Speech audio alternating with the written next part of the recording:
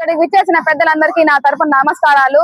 ముఖ్యంగా ఇక్కడికి విచ్చేసిన మహిళలందరికీ ధన్యవాదాలు తెలియజేస్తున్నాను. ఈ రోజు జగన్మోహన్ రెడ్డి అన్న ఆదేశాల మేరకు 3వ రోజు మెగా డిఎస్సి దగా ధర్నాలో పాల్గొంటున్న మహిళలందరికీ మరొకసారి ధన్యవాదాలు తెలియజేస్తున్నాను. ఈ రోజు నా ముఖ్య ఉద్దేశం ఏమంటే మహిళలు ఇంత ఎత్తున వచ్చి పాల్గొనడం.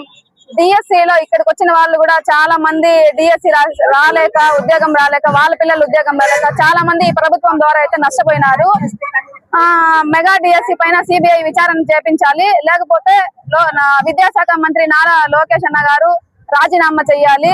ఇప్పటికే చాలా మందికి నిరుద్యోగ వృత్తి కూడా 3000 లెక్కన తీసుకున్నా కూడా 81,000 బ్యాలెన్స్ అనేది ఉంది. అదంతా చెల్లించాలని మేము కోరుకుంటున్నాము. చాలా మంది విద్యార్థులు ఫీజు రిమెంబర్మెంట్ లేక పేద పిల్లలు, పేద మహిళ పిల్లలు చాలా మంది బాధపడుతున్నారు. వాళ్ళ విద్యా భవిష్యత్తునంతా కూడా వీళ్ళు స్పాయిల్ చేస్తున్నారు. సో దీని నుంచి మేము వైఎస్ఆర్సీపీ ప్రభుత్వం నుంచి గట్టిగా పోరాడతాం, మాకు న్యాయం జరిగే వరకు. మెగా డిఎస్సి పైన ఖచ్చితంగా సిబిఐ విచారణ జరిపించాలి, దీనికి న్యాయం జరిపించాలని ప్రభుత్వాన్ని కోరుకుంటున్నాము.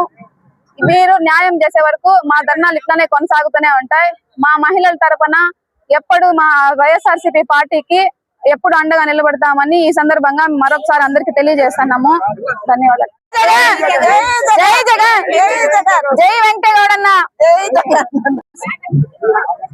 వైఎస్ఆర్ కుటుంబ సభ్యులకి, కార్యకర్తలకి, అలాగే పలానా నియోజకవర్గం కార్యకర్తలకి అందరికీ నమస్కారము.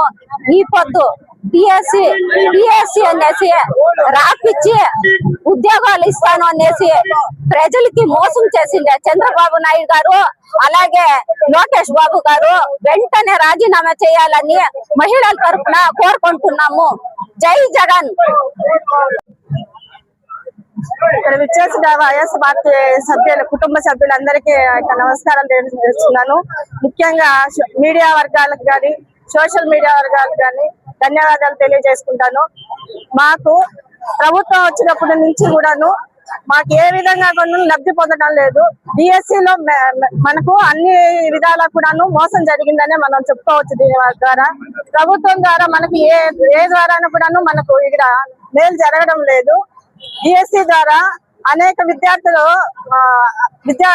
ఉద్యోగ అవకాశాలన్నీ కోల్పోయారు. దానివల్ల డిఎస్సి పై సిబిఐ విచారణ జరిపించాలని కోరుకుంటా ఉన్నాము. నిరుద్యోగ వృత్తి 3000 ప్రతి ఒక్క విద్యార్థికి ఇవ్వకుండా అట్లే మోసం చేస్తూనే వస్తున్నారు. మనకు ప్రతి ఒక్క విద్యార్థికి కూడా 3000 చొప్పున తీసుకుంటే 81,000 రూపాయలు బకాయి పడ్డారు. ఇప్పటి వరకు మనకు